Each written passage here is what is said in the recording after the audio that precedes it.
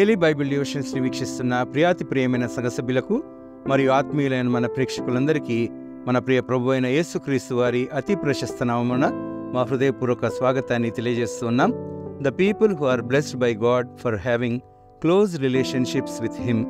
ఒంటరిగా దేవునితో సహవాసం కలిగి ఉండి ఆయనచే ఆశీర్వదించబడిన కొందరు వ్యక్తులను గురించి ఈనాటి మన బైబిల్ డివోషన్స్లో మన పాస్టరేట్ కమిటీ ట్రెజరర్ శ్రీమతి కె చంద్రలీలా డానియల్ గారు అందించే దైవ సందేశాన్ని విందాం.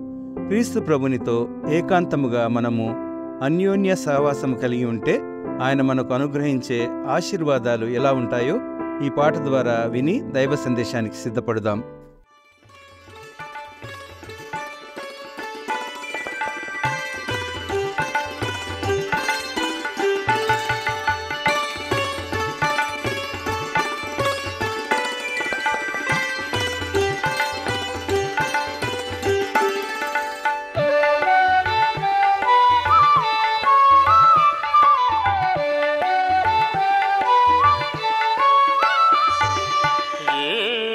సహవాసం ఎంతో మధురమైనది, ప్రియ యేసు సహవాసం ఎంతో మధురమైనది. ఆత్మనే పులకరింపజేసి మనసునే పరవశింపజేయునది. ఆత్మనే పులకరింపజేసి మనసునే పరవశింపజేయునది. యేసు సహవాసం ఎంతో మధురమైనది.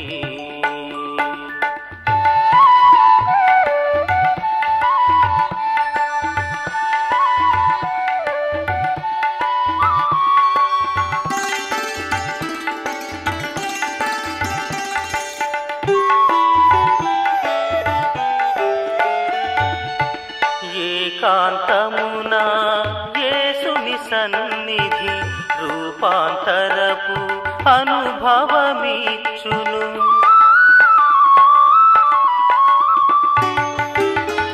ఏకాంతమున యేసుని సన్నిధి రూపాంతరపు అనుభవమిచ్చును. ఏ క్షణమైనా ఆ ప్రభు సదనము ప్రేమతో ఆహ్వానించును. ఏ క్షణమైనా ఆ ప్రభు సదనము ప్రేమతో ఆహ్వానించును. యేసు సహవాసం ఎంతో మధురమైనది.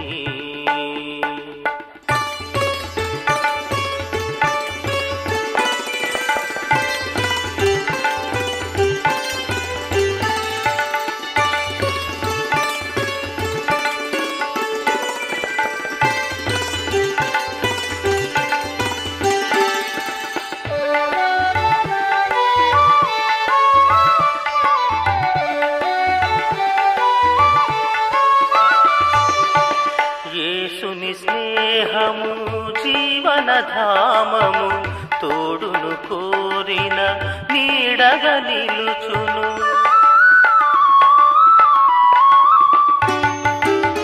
యేసుని స్నేహము జీవనధామము, తోడును కోరిన నీడగా నిలుచును.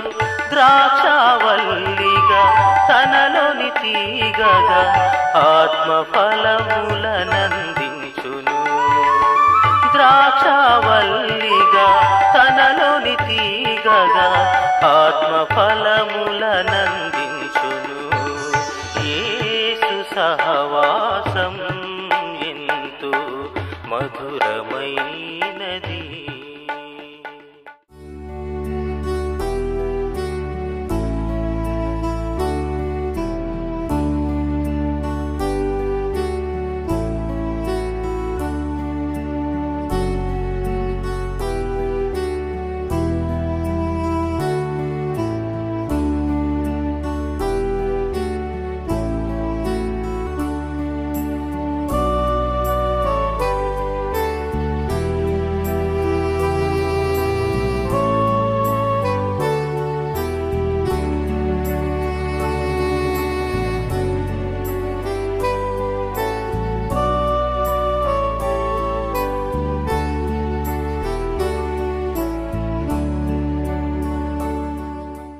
ఈ దినము ధ్యానాంశము ఒంటరిగా దేవునితో సమ్మతం కలిగి ఉండుట.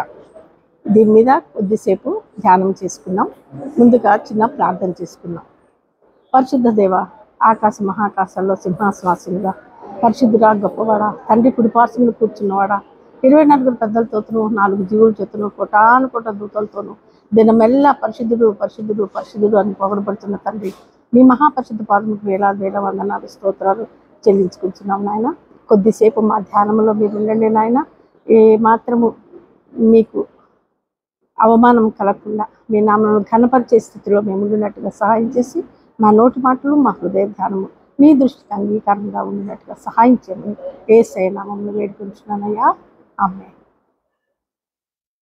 ఈ ధ్యానాంశం నిమిత్తము ఆదికాండము 32వ అధ్యాయము 22వ వచనం నుండి మాట్లాడుతున్నాం.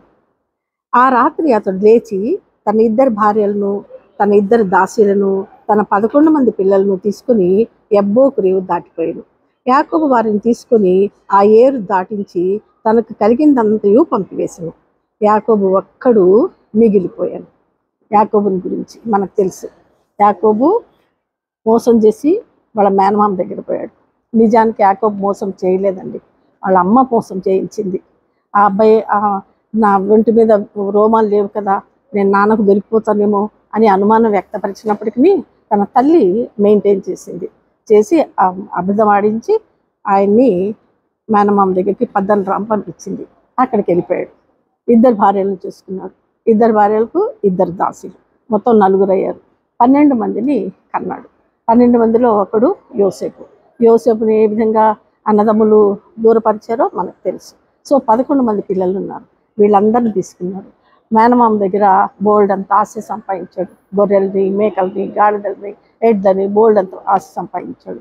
ఇవన్నీ తీసుకొని తిరుగు ప్రయాణం అయ్యాడు. ఎన్నో సంవత్సరాలకి అన్న దగ్గరికి పోతున్నాడు. మళ్ళీ కనాన్ దేశానికి పోతున్నాడు. అక్కడ పోయేటప్పుడు ఏం చేశాడు? భయపడ్డాడు. భయంతో పోతున్నాడు. అన్నని మోసం చేసి వచ్చాడు కదా, అందు గురించి ముందుగా భార్యలను, పిల్లల్ని, తనకుండే సమస్తపు ఆస్తుల్ని అన్నిటినీ దాటించాడు. ఆయన ఒక్కడు మిగిలిపోయాడు. ఆ రాత్రి ఆ ఒక్కడే ఉన్న సమయంలో దేవుడు ఆయన కనపడ్డాడు. చూడండి, ఒక నరుడు తెల్లవారు వరకు అతనితో పెనుగులాడింది. నరుడు అంట పెనుగులాడింది. ఎవరైనా మన మహాదేవుడు.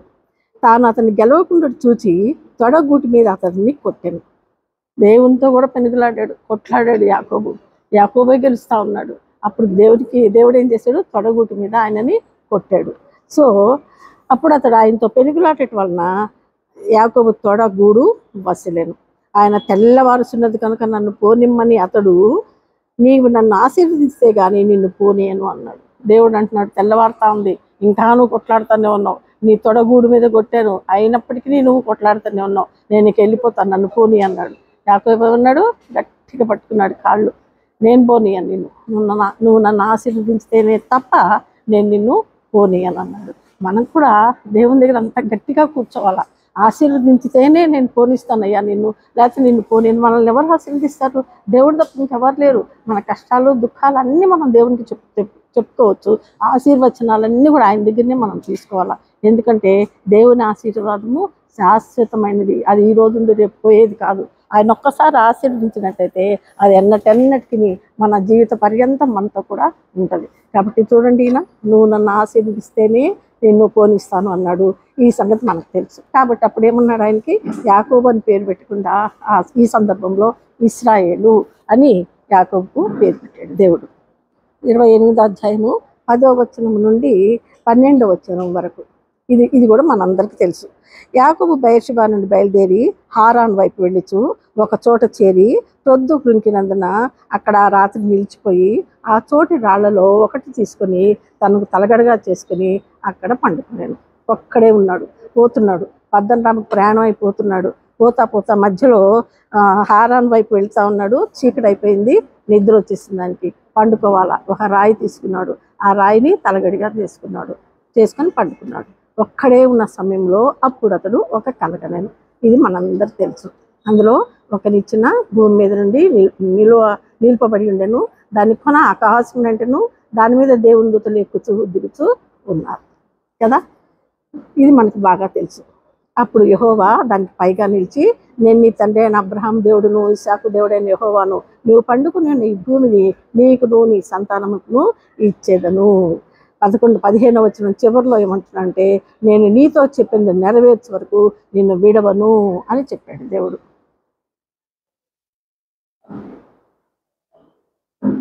కాబట్టి ఆయన ఆశీర్వాదం ఏ విధంగా ఉంటుందంటే, ఆయన ఇచ్చిన వాగ్దానము నెరవేరే వరకు కూడా దేవుడు మనల్ని విడిచిపెట్టే దేవుడు కాదు, మనతోటే ఉండే దేవుడు. కాబట్టి అక్కడ ఒకసారి ఒంటరిగా ఉన్నప్పుడు దేవుడు కనపడ్డాడు, ఇక్కడ ఒకసారి ఒంటరిగా ఉన్నప్పుడు దేవుడు ఆయనతో మాట్లాడాడు. ఇంకొక వచనం చూసుకుందాము. 21వ అధ్యాయంలో ఇక్కడ ఇస్సాకు పుట్టేశాడు. ఇస్సాకు పుట్టినాక ఇస్సాకుని కనేటప్పటికి అబ్రహాం గారికి 100 ఏళ్ళు. ఇష్మాయేల్ ముందు పుట్టాడు, హాగర్కి ఇష్మాయేల్ పుట్టాడు. ఇష్మాయేల్ పుట్టినాక అప్పటికి ఆయనకి 86 ఏళ్ళు. 86 ఏళ్ళ వయసులో ఇస్సాకు పుట్టాడు. ఈ అబ్బాయి ఇస్సాకు 100 ఏళ్ళ వయసులో పుట్టాడు. ఇద్దరికి 13-14 ఏళ్ళ తేడా ఉంది. ఆ సమయంలో ఈ ఇస్సాకు పాలు విడిచేటప్పుడు 8వ అధ్యాయం, ఆ పిల్లవాడు పెరిగి పాలు విడిచెను. ఇస్సాకు పాలు విడిచిన దినమందు అబ్రహాము గొప్ప విందు చేశాడు. అప్పుడు అబ్రహామునకు ఐగుప్తురాలైన హాగరు కనిన కుమారుడు పరిహసించుట సారా చూసింది. ఇష్మాయేల్ పెద్దోడు కదా, 13-14 ఏళ్ల పిల్లోడు.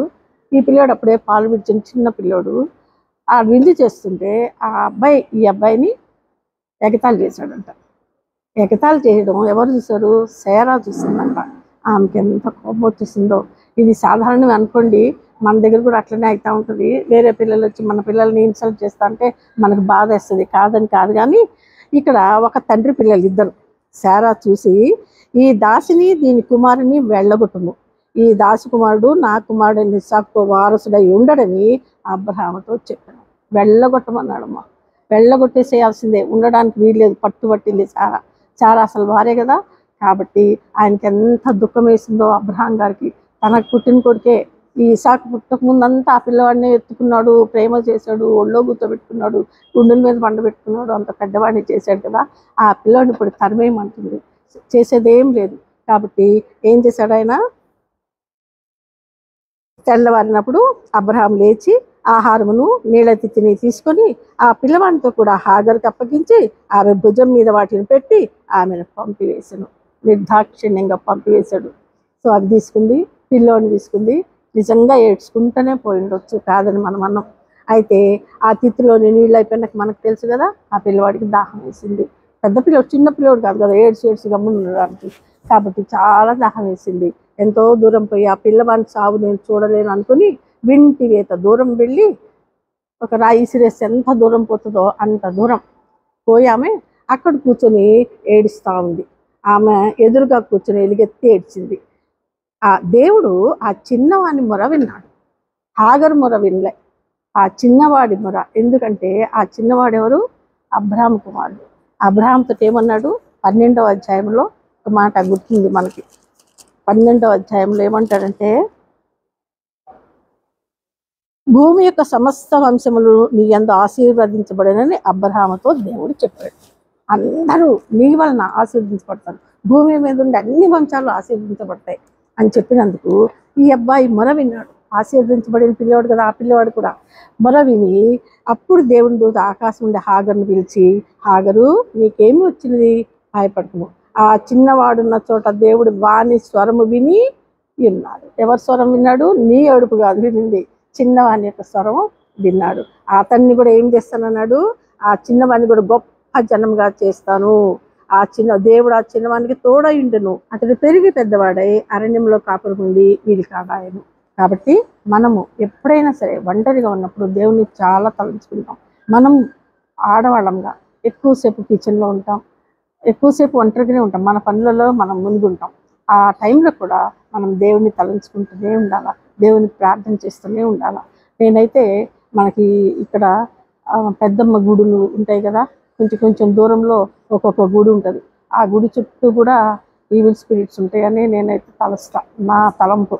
ఆ గుడి రాకముందే అంత దూరం నుంచే నేను ఏసు రక్తం జయం హల్లెలూయా హల్లెలూయా చెప్పుకుంటూ వస్తా. దేవుని యొక్క శక్తి మనలో ఉండాలా. అప్పుడు ఎటువంటి ఈవిల్ స్పిరిట్ మనల్ని తాకకుండా ఉండటానికి దేవుని మనం ఒంటరిగా ఉన్నప్పుడు కూడా ఎక్కువగా మనం దేవుణ్ణి తలుస్తూ ఉండాలా. దేవుడు మనతో మాట్లాడతాడు, వేచి చూడాలా. దేవుని స్వరం వినడానికి మనం వేచి చూడాలా. అలాగే మోషే గారిని నేర్చుకుందాం. నిర్గమకాండం 3వ అధ్యాయంలో మోషే ఏం చేశాడు, వాళ్ళ మామ మందరం మేపడానికి అరణ్యంలోకి మందరం తోడుకొని పోయాడు. మనకి ఈ సంగతి మనకు తెలుసు. అయితే హోరేబు దగ్గరికి వచ్చేటప్పటికి ఆ పొద నడిమి అగ్నిజ్వాలలో యెహోవా దూత అతనికి ప్రత్యక్షమైంది. అది పొద మండుతా ఉంది, కానీ ఆ చెట్టు మంట కనపడతా ఉంది, చెట్టు మాత్రం కాలట్లేదు. ఇదేం వింత, మంట వస్తుందని ఈయన ఏం చేశాడంట, ఇక్కడ ఏమి రాస్తుందంటే ఆ పొద ఏల కాలిపోలేదో నేను ఆ తట్టు వెళ్ళి ఈ గొప్ప వింత చూచెదను అనుకున్నాడు. ఆ తట్టు వెళ్ళి చూస్తాను అనుకున్నాడు. దానిని చూచుటకు అతడు ఆ తట్టు వచ్చుట యెహోవా చూచాడు. ఇది ఇంపార్టెంట్. ఆయన ఇటు నుంచి నడిచి అటు ఉండబోవడము యెహోవా చూశాడు. దేవుడు ఆ పొద నడుము నుండి మోషే మోషే అని అతన్ని పిలిచాడు. మోషే కూడా ఒంటరిగా ఉన్నాడు.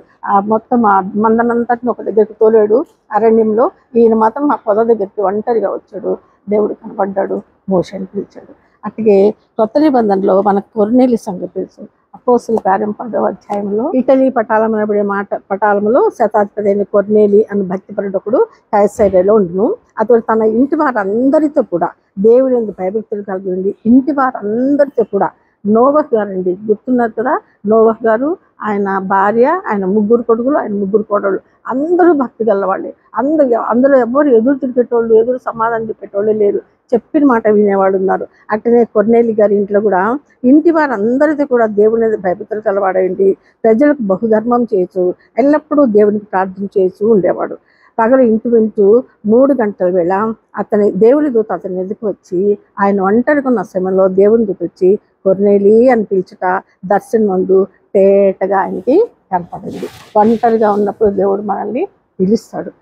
అందుకోసం మనము ఎక్కువసేపు ఒంటరిగా ఉన్నప్పుడు మనం ధ్యానంలో ఉండడం నేర్చుకోవాలి. బైబిల్ చదువుకుంటానో లేదా కళ్ళు మూసుకొని దేవుణ్ణి ఆరాధించుకుంటానో మన కోరికలు ఆయనకు చెప్పుకుంటూ ఉంటానో, నాతో మాట్లాడయ్యా, నాకు కనపడయ్యా, ఒక్కసారి నాతో మాట్లాడయ్యా అని మనం బ్రతిమలాడుకుంటాను ఉంటే దేవుడు మనకి తప్పక కనపడతాడు. అంతేకాకుండా ఖాళీగా కూర్చుంటే మనకు తెలుసుకోబట్టి empty mind is the devil's den అని కదా. కాబట్టి అట్లా కాకుండా డెవిల్స్ వర్క్షాప్, డెవిల్స్ డెన్ అట్లా కాకుండా మనం ఒంటరిగా ఉన్నప్పుడు తప్పకుండా దేవునితో సంబంధం కలిగి ఉండాలి. ఇక యేసయ్య ఒంటరిగా ఆయన తన వాడుకు చొప్పున అని ఉంటుంది. కొండ మీదకి పోయి ఆ రాయి మీద మోకరించి ప్రార్థన చేసేవాడు, తండ్రికి మొరపెట్టేవాడు. ఇది మనకు బాగా తెలుసు. అలాగే ఇక మత్తయి సువార్తలో ఏమంటున్నాడు, ఎట్లా మీరు ప్రార్థన చేయాలనుకుని ఇంతకుముందు కూడా అని చెప్పుకున్నాం. మన రూమ్లోకి పోయి తలుపులు వేసుకొని ఒంటరిగా రహస్యమందున్న తండ్రికి మన ప్రార్థన చెప్పుకోవాలి. అప్పుడు రహస్యమందున్న తండ్రి మన విజ్ఞాపన ఆలకించి తప్పకుండా మన కోరికలు తీరుస్తాడు. అలాగే ఎలీషా గారు వీళ్ళందరూ కూడా ఒంటరిగా ఉన్న సమయంలో దేవుడు వాళ్ళతో మాట్లాడేవాడు. వాళ్ళందరూ ప్రవక్తలు కదా, ప్రవక్తలుగా ఎంచుకున్నాడంటే వాళ్ళు ఎక్కువ సమయం దేవునితో ఉండేవాళ్ళు. కాబట్టి మనం కూడా ఎక్కువ సమయం ఒంటరిగా ఉన్నప్పుడే కూడా, ముఖ్యంగా అందరిలో ఉన్నప్పుడే కాకుండా ఒంటరిగా ఉన్నప్పుడు తప్పకుండా దేవునితో సంబంధం కలిగి ఉండి మన కోరికలన్నీ ఆయనకి చెప్పుకొని, మన విజ్ఞాపనలన్నీ ఆయనకి చెప్పుకొని, మన విజ్ఞాపనలు నెరవేరినట్టుగా దేవునికి ప్రార్థన చేద్దాం. దేవుడి చిన్న వాక్యాన్ని దీవించుకుందాం.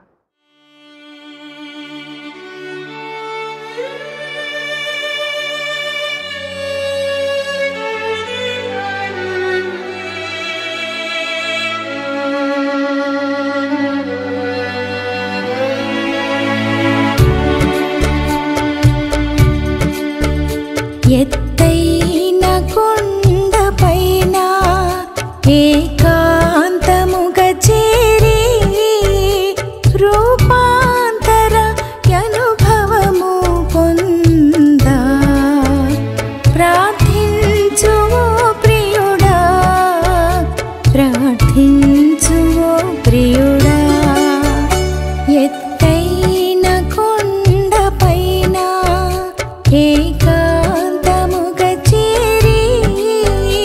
రూపాంతర అనుభవము పొందా ప్రార్థించు ప్రియుడా, ప్రార్థించు ప్రియుడా.